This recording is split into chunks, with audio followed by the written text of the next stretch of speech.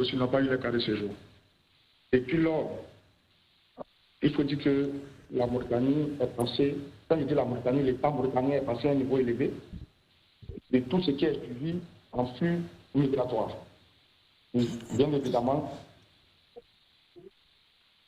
il y a un taux de migrants élevé, donc ce qui a fait que vraiment, ils ont décidé, quand je dis décidé, bien évidemment, on peut dire 3 semaines de cela, à vraiment,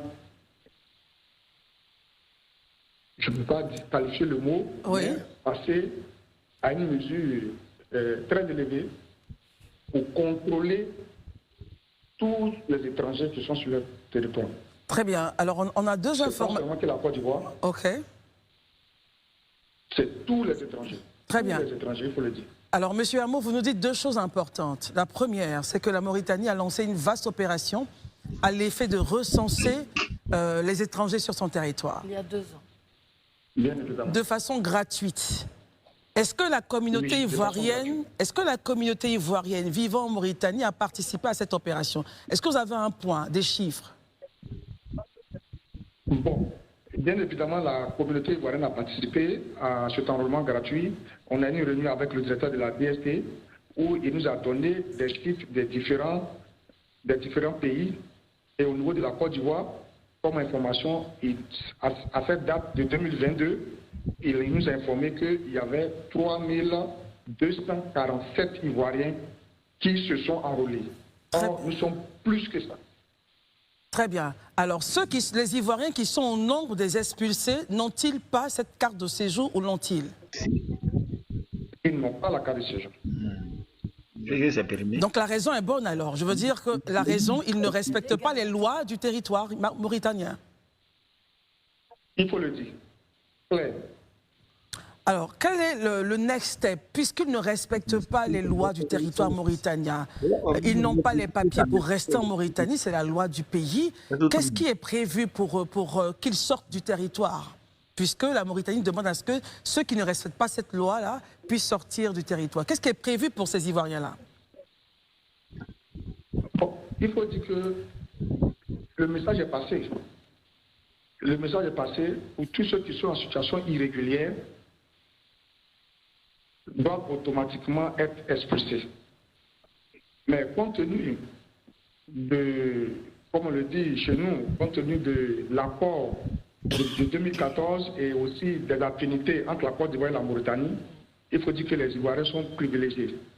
Mais l'inconvénient et l'impact que nous avons aujourd'hui, c'est que toutes les autres nationalités essaient de s'approcher sur la nationalité ivoirienne. C'est-à-dire?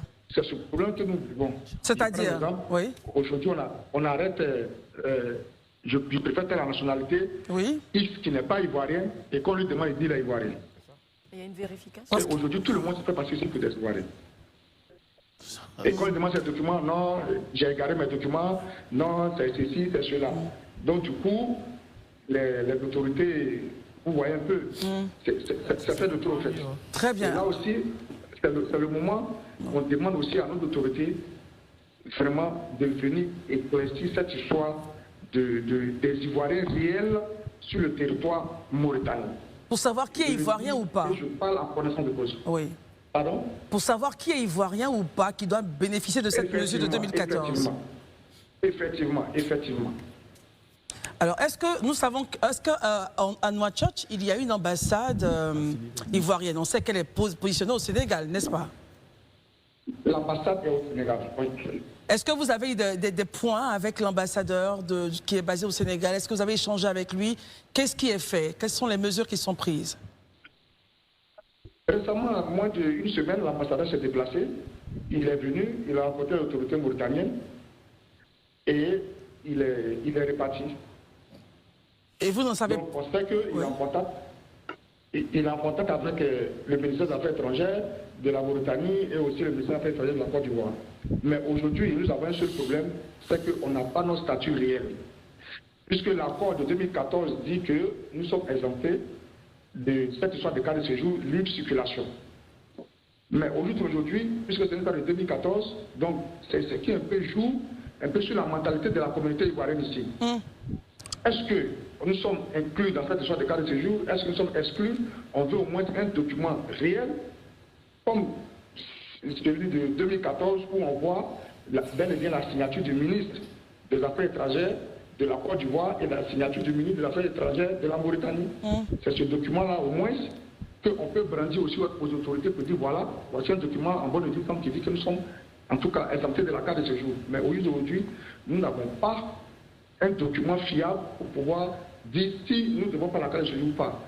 Mais compte tenu de la situation de cette histoire des RAF qui continue jusqu'à présent, donc là où je vous parle là, il y a plus de 161 que j'ai aidé à aller au niveau de la frontière entre la Mauritanie et le Sénégal, juste pour aller et revenir avec un cachet d'entrée pour pouvoir circuler au moins pendant 3 mois.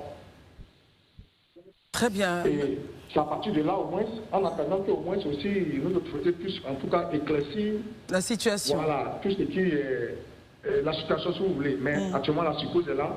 On ne peut pas sortir comme si, voilà, comme avant en fait.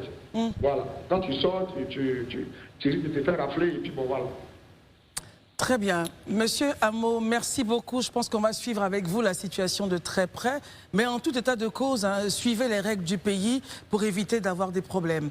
Merci infiniment et à très très bientôt. Je vous en prie. Je vous en prie. Messieurs, réaction, Herman? Mais rapidement, c'est ce que je voulais dire. Ce n'est pas qu'en Mauritanie seulement qu'on procède à l'expulsion. Il a donné des informations très importantes. Il y a un taux aujourd'hui qui déstabilise, un taux d'immigrants. Oui, Pascal en parlait tout à l'heure. D'immigrants qui déstabilisent le pays. Donc, c'est de façon sérieuse qu'ils ont lancé. Surtout qu'ils ont permis, après une vaste campagne de recensement, d'identification de tous les